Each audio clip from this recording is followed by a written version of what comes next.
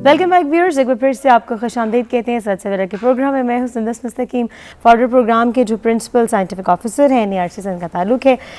जानवरों की काश्त की पैदावार के हवाले से बात हो रही है। बात कर रहे थे मौसमी एतबार से कि जब कमी वाक़ हो जाए तो उनके मज़ीद पैदावार कैसे बढ़ाई जाए। तो इस पर ज़रा दोबारा से रोशनी डालिएगा कि इस कमी को पूरा करने के लिए काश्त की और चारे की और मज़ीद पैदावार बढ़ाने के लिए क्या करना चाहिए। जैसे मैं बता रहा था कि जो चारे की कमी के दौरानिए हैं, वहाँ चारे की कमी को हम मुख्तलिफ़ चीज़ों से पूरा करते हैं।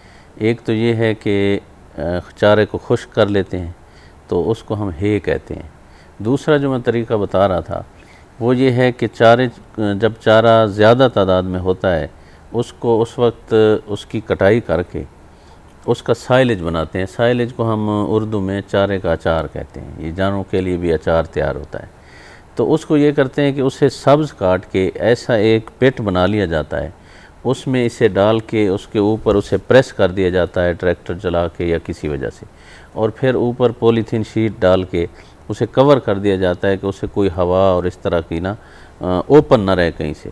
फिर इस हवाले से वो जो है ना फंगस से बच जाता है। फिर जिस वक्त चारे की कमी होती है तो उस वक्त वो जानवरों को खिला दिया जाता है, तो उसकी क्वालिटी में किसी चीज़ में फ़र्क नहीं पड़ता। Very nice. लेकिन ये सारे प्रोसेस है जब आप मतलब गुजरते हैं तो मतलब इतना इसमें तो एग्जैक्ट इन्वायरमेंट हर चीज़ का बहुत परफेक्ट है ना, बहुत ज़रूरी है। सो इतनी परफेक्शन लाने में कुछ हर्डल्स होती हैं पेश। हाँ, इसमें यह है कि थोड़ा सा इतना ज़्यादा मसला नहीं होता। अगर किसी फार्मर ने, हमारे साइंटिस्ट उनको बताते हैं, एक दफ़ा देख लिया है इस चीज़ को बनाने में, तो फिर कोई मसला नहीं होगा। अगर उन्होंने सही नहीं बनाया तो फिर ये ख़राब हो सकता है।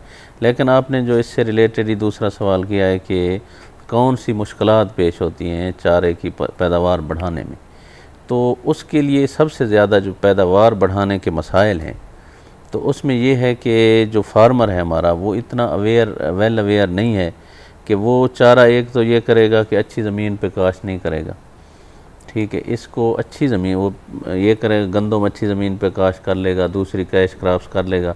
चारे के लिए कोई ऐसी ज़मीन का इंतखाब करेगा जहाँ वो चारे की पैदावार सही नहीं आएगी।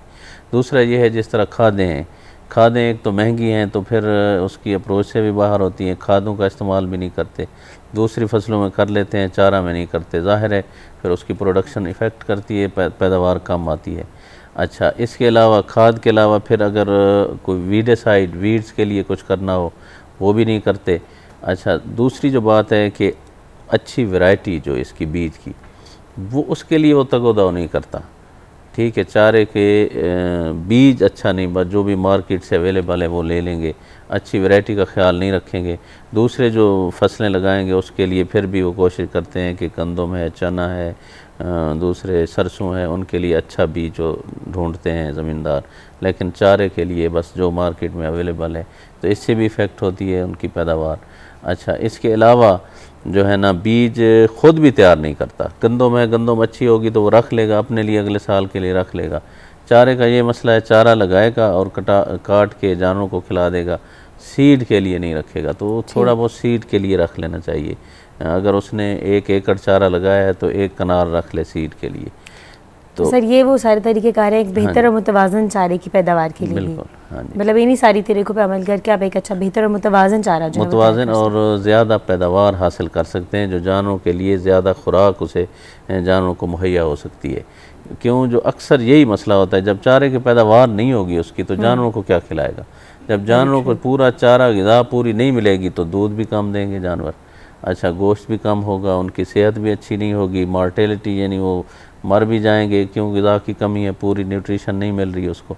तो सारे मसाइल यहाँ से पैदा होते हैं कि मेन यही है कि अगर उन्हें पूरा चारा मुहैया किया जाए तो उसको पैदा करने से शुरू से ही सोचना चाहिए। अब लोग क्या करते हैं, डेयरी फार्म्स हैं, लोग आते हैं हमारे पास मशवरा लेने, उन्हें चारे का नो हाउ नहीं होता, पता नहीं होता। बस ये है कि हम डेयरी फार्म बना रहे हैं, कैसे बना रहे हैं, बस उन्होंने नेट पे देखा। अच्छा, अब लाइफ स्टॉक जो गायें हैं, भैंसें बहुत महंगी हैं, इनकी बहुत कीमत है, लेकिन उनको ले आएंगे। मैंने देखा है जितने डेयरी फार्म फेल हुए हैं, नाकाम हुए हैं लोग इस बिज़नेस में, मेन उनका सबसे पहला जो पॉइंट है ये चारे की वजह से हुए हैं। चारे का बंदोबस्त नहीं करते, जानवरों का कर लेते हैं, शेड बना रहे हैं, जानवर ले रहे हैं, अब उनकी ग़िज़ा का नहीं है बंदोबस्त। वो जब आ जाएंगे तो फिर क्या करेंगे। अक्सर यही हुआ है कि जितने डेयरी फार्म और डेयरी फार्मर नाकाम हुए हैं डेयरी फार्म से, मेन उन्हें चारे की कमी की वजह से वो नाकाम हुए हैं। जब जानवर आ जाते हैं उन्हें तो उसी दिन से चारा चाहिए। एग्जैक्टली हाँ, तो वो उसका पहले बंदोबस्त 6 माह पहले प्लानिंग जो है वो क्या हो पहले सकती है? पहले उन्हें चारे की प्लानिंग करनी चाहिए कि ठीक है, हमें पता है कि एक जानवर के लिए कम अज़ कम 40 से 50 किलो चारा चाहिए डेली। तो उस हिसाब से उन्हें पहले 4 माह 3 माह पहले चारा काश्त करना चाहिए कि ये इतने जानवरों के लिए पूरा होगा। 3-4 माह के बाद जानवर रखना शुरू करें कि अब चारा उनके लिए मौजूद है तो जानवर आ जाएं। उन्होंने तो उसी दिन से खाना है। ठीक है, लोग क्या करते हैं, जानवर खरीदते रहते हैं, चारे का बंदोबस्त नहीं है, इस वजह से सारा मसला जानवरों की सेहत भी ख़राब होती है और उनको अच्छी क्वालिटी का चारा जो है वो नहीं मिल पाता है।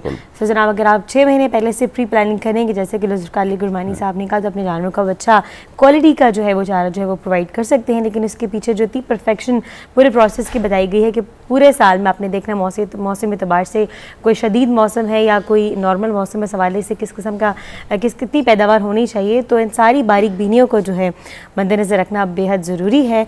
और बारीक बीनी का अगर बात की जाए तो सिर्फ फनकार के शोबे से ही उसका ताल्लुक़ नहीं है, लेकिन किसी भी शोबे में जिसमें आप रिजल्ट अच्छा चाहते हैं, जिसमें आप पैदावार अपने प्रोफेशनल ग्राउंड्स पे, एजुकेशन ग्राउंड्स में, मतलब आप किसी भी एस्पेक्ट में अच्छा रिजल्ट चाहते हैं, तो बारीक बीनी से काम लेना बेहद ज़रूरी है।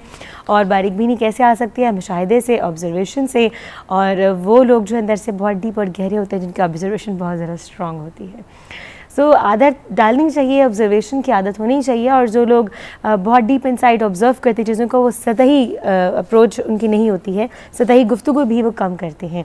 कहते हैं ना कि मतलब सतही सोच रखने वाले लोगों के बारे में बात करते हैं, और उनसे ऊपर का दर्जा होता है वो लोग होते हैं जो इवेंट्स को डिस्कस करते हैं। और सबसे परफेक्शनिस्ट लोग जो होते हैं वो लोग होते हैं जो कि आइडियाज़ डिस्कस करते हैं। तो आपका शुमार उन लोगों में से होना चाहिए जो कि आइडियाज़ डिस्कस करते हैं, ना कि लोगों को डिस्कस करते हैं। हम किसी पब्लिक प्लेस पे जाकर देखते हैं, उम्मन ख़वातीन में ये ट्रेंड बहुत ज़्यादा होता है कि वो दूसरी ख़वातीन पर जो होती है वो इन हवाले से बात कर रही होती है। जानवरों की परफॉर्मेंस पे चारे के क्या असरात होते हैं? बहुत सॉलिड उनका क्वेश्चन था। जी ज़ुल्फ़िकार साहब। हाँ जी, माशाल्लाह, बहुत अच्छा सवाल इन्होंने किया है कि जब चारे की कमी होती है उस पर जानवर की परफॉर्मेंस पे क्या असर पड़ता है। इसके जैसे देखें ना, इंसान है इसी तरह जानवर है, और अगर ग़िज़ा की कमी इंसान को हो जाए तो फौरी इफ़ेक्ट होता है, और जानवर भी फौरी इफ़ेक्ट उस पर भी मतलब वो तो कोई भी जानदार, हाँ जी, जानदार है। अब ख़ुसूसन अब इसमें मुख्तलिफ़ किस्में हैं। एक है दूध देने वाला जानवर, दूसरा है गोश्त वाला जानवर। अब दूध देने वाला जानवर है, उसको जो ही एक दिन में ही अगर आपने चारा कम दिया है तो उसका असर उसी दिन ही ज़ाहिर होगा, उसी दिन से उसकी जो है ना प्रोडक्शन जो दूध की है वो कम हो जाएगी। तो इसी तरह गोश्त वाले जानवर भी अगर उनके कुछ दिन, महीना 15 दिन अगर उन्हें हम चारा की कमी का सामना उसे होगा जानवर को, तो उस हवाले से उसकी जो वेट है पहले रुक जाएगा, फिर कम होना शुरू हो जाएगा उसके जिस्म का, और फिर उसको हम अगर दोबारा हम चारा पूरा कर देंगे और उसे फिर अपनी पोजीशन पे आते आते टाइम लगेगा। इसी तरह ये जानवरों के लिए, इसीलिए तो हम सारा मैं बता रहा हूँ कि जानवरों के कमी, जो चारे की कमी के जो है उनकी जो मतलब कमी से जो है वो बैड परफॉर्मेंस होती है, तो उसकी बहुत खतरनाक बात है। उसी तरह से बात करेंगे ज़ुल्फ़िकार अली गुरमानी साहब से भी, लेकिन इस वक्त सच प्रोग्राम में वक्त हुआ ब्रेक का। ब्रेक के बाद आपको दोबारा ज्वाइन करेंगे स्टे विद सच सवेरा।